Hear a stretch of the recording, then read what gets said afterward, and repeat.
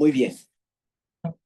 Bueno, compañeros, hoy vamos a hablar acerca de la anemia sideroblástica y diseritropoyética. Yo creo que para dar como una pequeña introducción, vamos a hablar en este momento de dos condiciones que son raras, pero que nosotros tenemos que tener en cuenta porque, pues, quizás digamos, la mayoría de los casos de anemia que nos lleguen a nuestra consulta se puedan sacar con los diferenciales principales como ferropenia, como talasemia, pero en algunos casos vamos a ver que no hay respuesta al tratamiento que se les da o hay recidiva en la clínica o simplemente los estudios o la forma en la que estamos orientando el diagnóstico no, como que no tiene mucho, o sea, como que no va concordando porque vamos a encontrar algo en la clínica, laboratorios que no van acorde a lo que pensamos y por último hasta los aspiramos y vemos cosas que como que no se relacionan con la idea inicial que tuvimos. Entonces, pues esa básicamente va a ser nuestra misión cuando pues nadie pueda detectar ese tipo de patologías, es pensar en estas condiciones que ya son más raras, que requieren un manejo igual multidisciplinario, porque vamos a hablar mucho de genética en esta charla. Y bueno, eso es como para tener una idea global. Son cuestiones raras y por lo tanto es algo que hoy en día todavía se sigue discutiendo sobre qué es lo que tiene que hacerse en cada uno, ¿no? Entonces, bueno, abajito puse ahí un dibujo representativo porque aquí vamos a hablar mucho acerca de un mal uso del hierro, ¿no? Entonces, empezamos con las anemias sideroblásticas. Vamos a considerar anemias sideroblásticas a este grupo que en realidad es muy heterogéneo de trastornos de la eritropoyesis que se caracterizan por esto, presencia de sideroblastos en la médula ósea. Si es que nosotros tomamos la clasificación bueno, hay diferentes formas, pero si tomamos a este grupo de enfermedades, van a tener clínica diversa, etiología diversa, mecanismos fisiopatológicos diversos, pero todos van a llegar a la misma característica común, que es que nosotros vamos a poder ver estos hieroblastos en la médula ósea. Son relativamente poco comunes, más que nada porque en algunas ocasiones de estas patologías tienen una manifestación clínica leve. Entonces, al no crearle, digamos, mayor conflicto al paciente, el paciente puede llegar hasta edades muy avanzadas, adultos, y no va a tener ninguna repercusión. Entonces podríamos encontrar el caso de un paciente que lleva años con anemia leve, que le han dado ciclos de hierro, que no ha mejorado, que no tiene respuesta y pues realmente no le causa mayor novedad hasta que se enfrenta a un factor estresante. Bueno, puede ser una infección, una cirugía y ahí es cuando terminan en el diagnóstico de esta condición. Eh, Dentro de las estimaciones que hacen, por ejemplo, en Estados Unidos, lo catalogan como una enfermedad rara porque realmente su incidencia es de menos de 200,000 casos por millón de habitantes.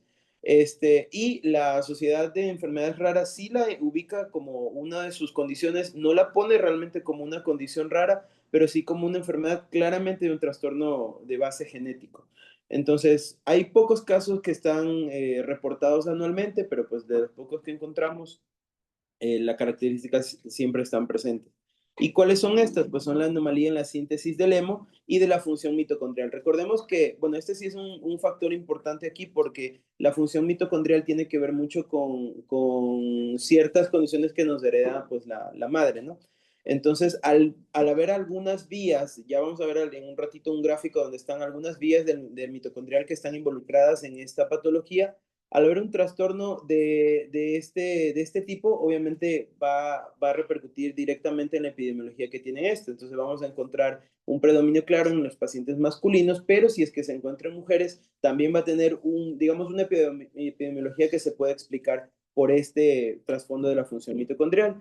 Y bueno, ya para verla después, pueden ser tanto heredadas como adquiridas. Entonces aquí un gráfico nada más representativo de pues, uno de los casos que presentan en la ASH sobre cómo vamos a ver esta patología.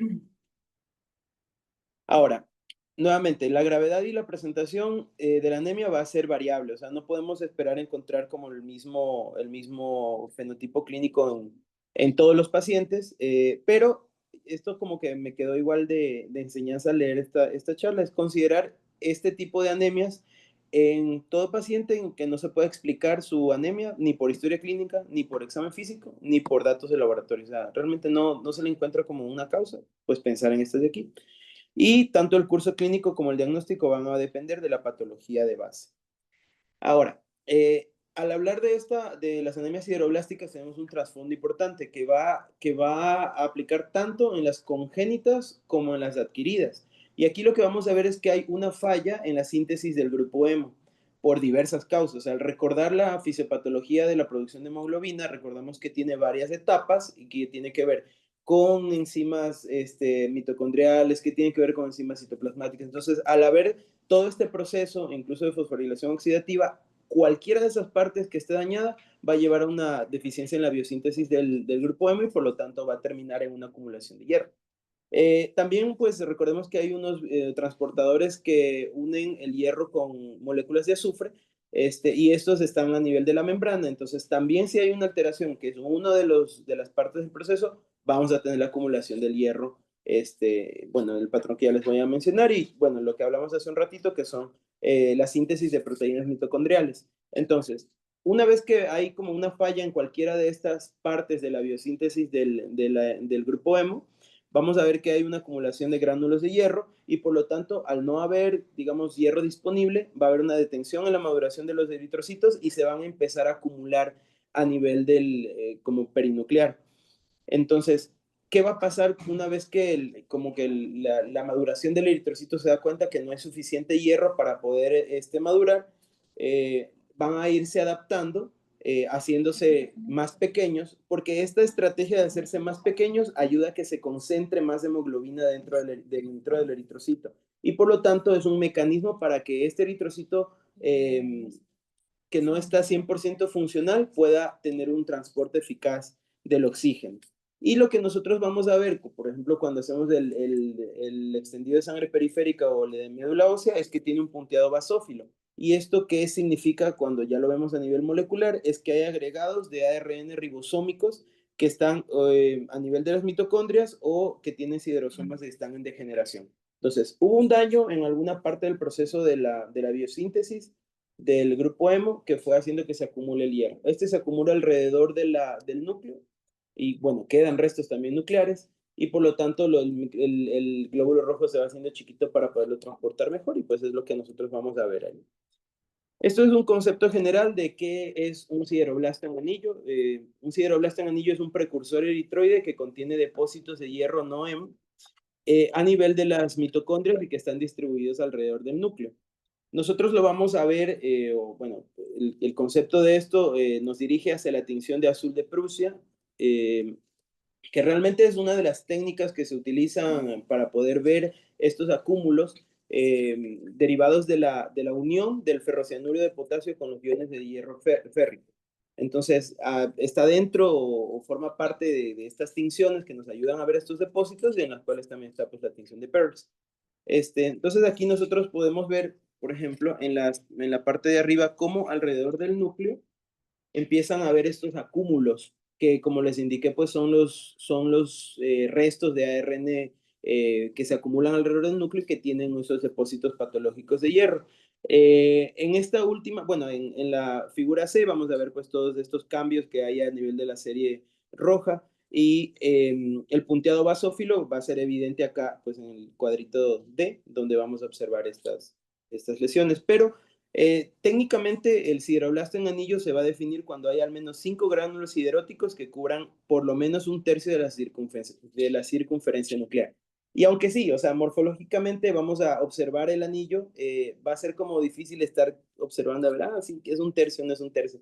Entonces, hoy en día las nuevas técnicas moleculares nos ayudan. Bueno, visualizamos, parecen sideroblastos en anillo. Igual hay que recordar que hay que darle contexto a toda la laminilla, ¿no? Entonces, observamos que hay muchos sideroblastos en anillo y con un algoritmo que vamos a ver al ratito, podemos llegar a definirlo a través de estudios moleculares. Ahora, bueno, de aquí, se los presento, es el gen X, el cromosoma X, perdón. Vamos a hablar acerca de la epidemiología genética. Es una patología realmente rara de una prevalencia muy variable. aproximadamente se han reportado unos 200 casos con menos de 100 probandos no relacionados. ¿Alguien sabe qué es un probando? Bueno, es un término genético, lo aprendí recién en esta charla.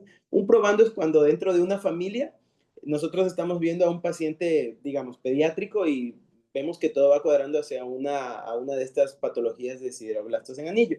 Entonces, a ese paciente yo podría a la familia estudiarle, y sobre todo a la línea materna, estudiarle ese tipo de condiciones. Entonces, el probando es ese primer paciente que hace que yo empiece un estudio para una como patología familiar genética, ¿no? Entonces, aunque hay varios casos que se han como postulado como posibles, o sea, ligados a este tipo de patologías, pero no todos llegan a concluirse si es que sí o no traen la mutación del gen.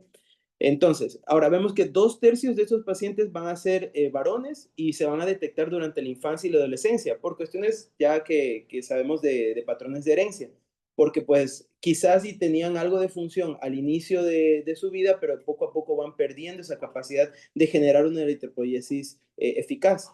Mientras que las mujeres, lo vamos a ver quizás si es que en alguna lo manifiesta, va a ser en edades mucho más avanzadas porque ellos tienen pues digamos, mecanismo en el cual pueden producirlo porque tienen los dos cromosomas. Entonces, algo para recordar, y lo vamos a ver en la clasificación, es que la forma más común de anemia sideroblástica es de tipo congénita, no sindrómica y está ligada al X. Y dentro de esta, pues la forma más común es la mutación del ALAS2, que es del ácido delta aminolebulínico, que está ubicado a nivel del cromosoma X en la posición 11. Y esta lo que se encarga de hacer es decodificar la sintasa 5-aminolebulinato. Y esto es importante porque cuando yo, digamos, voy cuadrando y todo me da para que mi paciente sea o sea, es varón, está como en infancia, adolescencia temprana, puedo buscarle una mutación a nivel de esta y explicará ya, o sea, ya que encuentro la mutación, ya le explica por completo esta anemia. Lastimosamente hay más de 80 mutaciones de este tipo y los paneles a veces no van a encasillar las 80 de golpe. Entonces, dentro de esas también hay más predominantes, hay unos que son más frecuentes y esas son las que se piden de inicio. Pero aquellos en los que no se llega a un diagnóstico genético probablemente tengan mutaciones.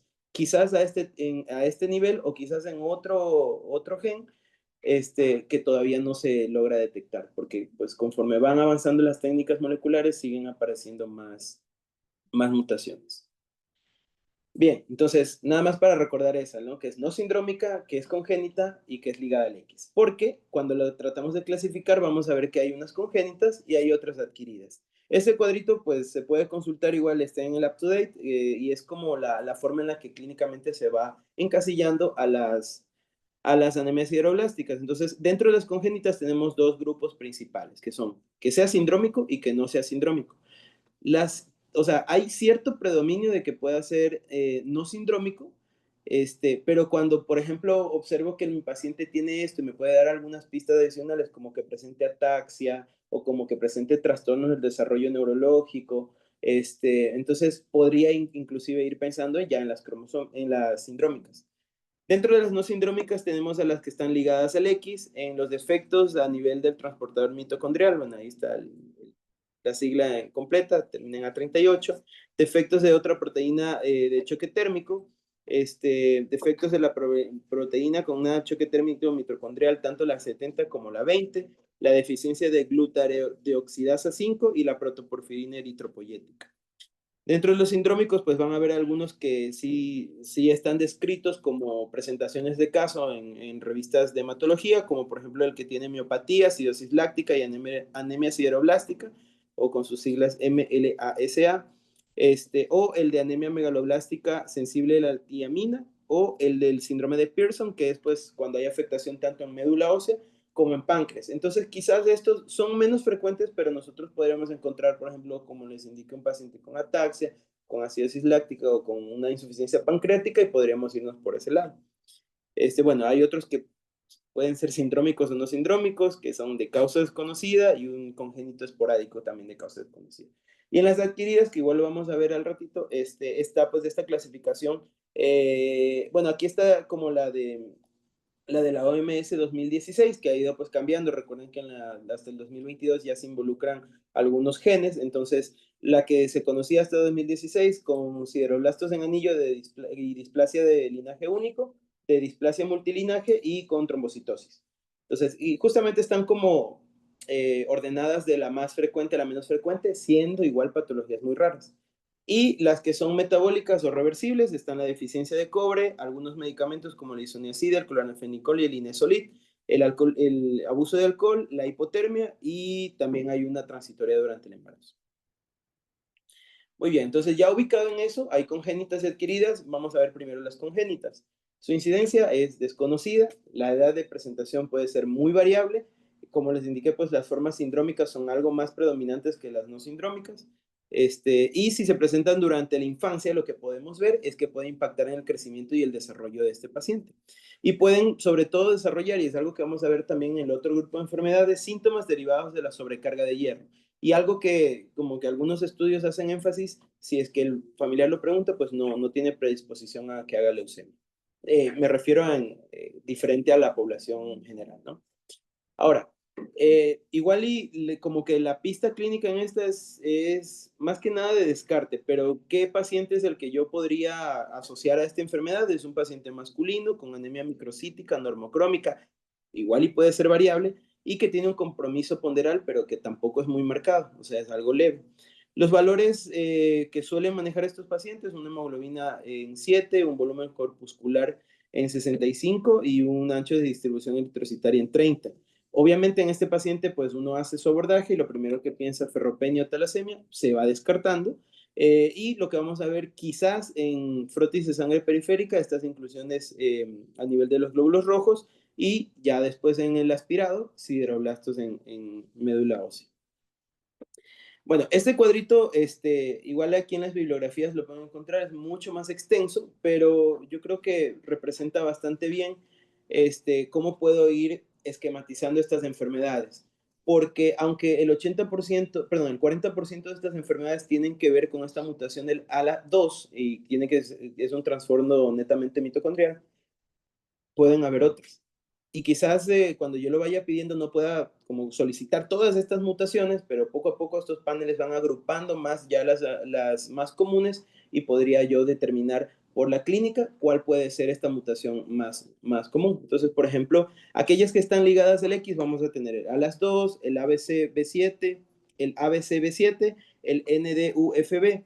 Al lado les puse pues básicamente la fisiopatología y podrían cuando lo chequen, darse cuenta que tienen que ver mucho con las vías de síntesis de proteínas a nivel mitocondrial. De hecho, en el último cuadrito les dejé como unos números porque hay un gráfico acá en el cual pueden ir ligando en el metabolismo a nivel mitocondrial y también de citoplasma del hierro, cómo hay mutaciones relacionadas a pues, las causas congénitas.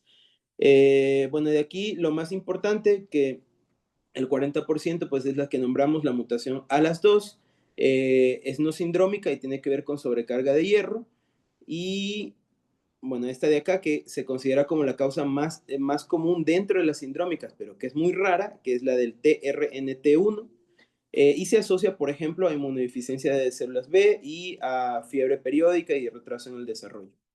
Pero bueno, ahí están la mayoría de los síndromes que se pueden encontrar. En la parte de abajo, por ejemplo, encontramos algunas que están asociadas a síndromes, como por ejemplo la porfiria eritropoyética, o la que ya hablamos hace un ratito, que es la que tiene miopatía y acidosis láctica, o el síndrome de Pearson, que es la afectación al mismo tiempo de médula ósea y de insuficiencia pancreática.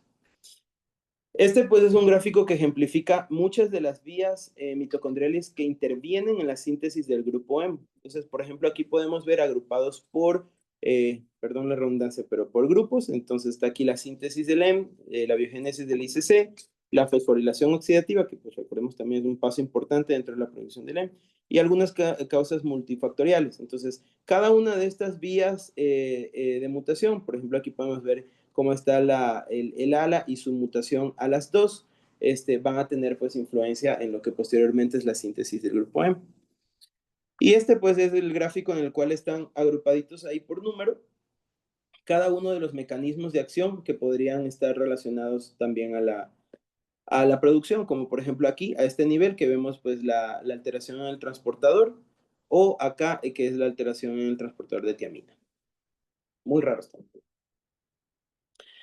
Y este gráfico es como, me pareció para tenerlo en cuenta porque hace una clasificación por mecanismo de acción. O sea, es lo mismo que la tablita anterior, pero en este caso lo que está colocando es, por ejemplo, ¿cuáles van a ser aquellos no sindrómicos que tienen defectos en la síntesis del hemo? ¿O cuáles son los que tienen defectos en el transportador de hierro con azufre? O pues algunos en la biogénesis de este transportador. Y así como que los van agrupando por mecanismo. Igual y nos puede servir en algún momento. Entonces, bueno, estas patologías congénitas realmente son bastante raras, pero vamos a encontrarlo ahí como las más comunes. Mientras que las adquiridas, ya es algo, digamos, tienen la misma base genética de desarrollo, pero tienen otras situaciones que las van a producir. Suelen ser de hallazgo incidental, son pacientes que entran por alguna otra causa, que se están estudiando por otro tipo de situaciones y de repente, pues, quizás desde los laboratorios y terminarán un aspirado, se encuentran estos sideroblastos en anillo.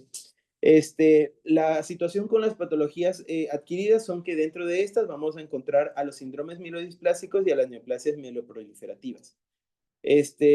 Pero también hay otras causas que se tienen que ir descartando desde el inicio del abordaje o desde el inicio de la sospecha, como por ejemplo una deficiencia de cobre, algunos medicamentos, el consumo de alcohol. ¿Y por qué? Pues se tienen que ir descartando porque estas son causas reversibles. La prevalencia no es exacta porque aparte van incluidas dentro de otras condiciones y la mayoría o sea, dentro de este grupo, las más comunes van a ser esas variantes asociadas a síndromes mielodisplásicos, pero se van a observar en pacientes pues mayores, de 40 años. Aquí para recordar pues la clasificación del 2016, donde la ponía como displasia unilinaje, multilinaje y asociada a trombocitosis, pero ya hasta 2022 pues están más que nada ligadas a la mutación de este gen, que es SF3B1, o que tienen también adicional a esto la mutación del JAK2. Dentro de la primera, pues aquí vemos los criterios, igual con la tinción de Pearl y cuánto tenemos que encontrar en cada uno de ellos, pero en la primera clasificación vamos a encontrar tanto la unilinaje como la bilinaje o la multilinaje. Y dentro de la segunda clasificación vamos a encontrar aquella con trombocitosis. ¿Y por qué pues ahora se los agrupa de esa manera? Porque los estudios hoy en día van orientados precisamente a mejorar las proteínas que tienen deficiencia para poder a su vez resetear esta síntesis del grupo hemo y por lo tanto como que ya que la clínica no se manifieste más. La situación puntual con este tipo de suplementaciones o como es pues básicamente lo mismo que dar un factor, es que no todos responden al tratamiento, porque dentro de la mutación algunas van a tener es una función parcial o una función incompleta total. Pero cuando tienen esa función parcial, pues la clínica es muy de variar, de que en ciertas situaciones sí la tienen, en ciertas situaciones no. Y aparte la respuesta al tratamiento también no es la misma con todos los pacientes. Por eso hoy en día pues se siguen tratando de estudiar qué condiciones hacen que unas respondan y que otras no respondan. Muy bien. Ahora, para englobar las causas adquiridas, tenemos aquí este gráfico que nos puede recordar que, por ejemplo, la hipotermia, la mutación del SF3B1, el alcohol, medicamentos como la isoniazida o la piracinamida o el cloranfenicol y el inesolid pueden hacer, pues, pueden intervenir en este tipo de metabolismo. Ya vamos a ver en el cuadrito que también lo puse después cómo estas de aquí tienen cada una fisiopatología que lo puede explicar. Por ejemplo, en los síndromes mielodisplásicos y la alteración que vimos hace un ratito del SF3B1 o del JAK2, estos se encargan de codificar ciertos factores que modifican el RNA mensajero y por lo tanto causa un mal splicing del hierro en donde debe ir. Ahora, ¿qué significa esto de mal splicing? Básicamente que el hierro tiene que llegar a un lugar y colocarse de una forma. Y lo va a hacer, pero al estar mutado el SF3B1 no se acopla de una forma correcta. Al no acoplarse de una forma correcta, pues la síntesis igual no, pues no se va a dar. Y nosotros vamos a, o sea, quizás y toda la producción de la cadena esta de la mitocondria está normal, se ve que se produce pues otras sustancias como el NADPH y todo eso, está todo normal, pero no se está acoplando bien. Entonces, al no haber buen splicing, no va a haber una buena síntesis de estas proteínas. El cloranfenicol, el inesolid, lo que causan es toxicidad mitocondrial y es dosis dependiente. Y este de aquí, pues no se puede saber a quién le va a dar y a quién no, porque quizás cloranfenicol ya no utilizamos desde hace mucho tiempo, pero el inesolid pues se usa mucho, pero uno no sabe hasta cuándo. Ya ven que pues los pacientes igual oncológicos tienen ya su daño medular, pero en muchas ocasiones puede ser incluso este antibiótico el que está causando toxicidad mitocondrial y deja de producir pues un M de calidad y por lo tanto se produce sideroblastos en anillo, pero no los estamos buscando. La isoniazida, por otro lado, interfiere con el metabolismo de la piridoxina y a su vez con la función de la ALAS2. Entonces, nuevamente, es un defecto también mitocondrial. Los metales pesados, ¿qué hacen? Por ejemplo, la deficiencia del cobre, que es esencial como un cofactor para, bueno, unas reacciones enzimáticas que hay a nivel mitocondrial, pues va a afectar la producción. La sobredosis de zinc, esa de ahí, lo que va a hacer es, va a actuar como un mecanismo de competencia. Se va a integrar a la protoporfirina y no va a permitir que el hierro se pegue. El envenenamiento por plomo va a interferir asimismo con mecanismos enzimáticos que tienen que ver con el grupo hemo. El abuso de alcohol, bueno, va a interferir con el metabolismo de la piridoxina y la hipotermia, que pues se sigue como estudiando, interfiere con el metabolismo mitocondrial y algunos mecanismos de fosforilación oxidativa. Entonces, todos estos defectos básicamente son reversibles, así que pues termina el antibiótico, pasa la fiebre, bueno, perdón, recupera de la hipotermia. Entonces, todo esto de aquí, una vez que se resuelve, en teoría debería pues resolverse también la clínica de anemia.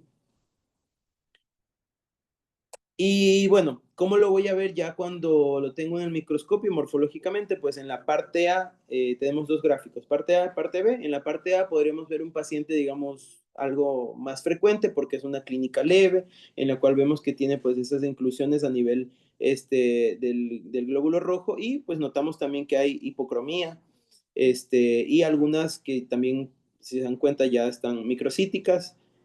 Entonces, pues la vamos a ir encontrando así y si es que no se le da pues su manejo o se deja evolucionar, pues ya vamos a ver que la hipocromía se hace más marcada, aquí ya hay microcitosis, bueno, hay una expulsión de algunas células inmaduras y como pues, se mencionó, vamos a ir observando esta presencia del, quizás aquí es más tenue, pero del punteado basófilo. Sacrocitos, llanocitos, anisocitosis, poiquilocitosis. Y este de aquí, pues ya es con la tinción orientada a este de aquí, que es la de Prusia. Y ya vemos como alrededor del núcleo están todos estos sideroblastos. Hay más de 5, lo rodean más de un tercio, entonces, efectivamente. Y esta ya es una microscopía electrónica. Aquí vemos dos casos que están igual reportadas en Blood. Un síndrome de Pearson y pues este síndrome que asocia pues, algunas situaciones más, miopatía y todo eso. Entonces, lo que vamos a observar es si esta como, digamos, formas anormales de estos precursores que cuando ya se los pinta, pues presentan los sideroblastos. Ahí están señaladitos todos con su flechita. Muy bien. Ahora, en el abordaje diagnóstico, realmente parece sencillo. Yo creo que como va uno escalando en la parte del descarte hacia esta patología, ya viéndolo en retrospectiva es mucho más sencillo de hacer. Pero bueno, empieza el abordaje diagnóstico con la sospecha, o sea, todo lo que hemos hablado, ¿no? El niño que no responde a esta patología, que está en edad, que presenta los sideroblastos. Entonces, lo primero que yo tengo que tratar de observar es si tiene una causa reversible, para quitársela y con eso resolver la situación, ¿no?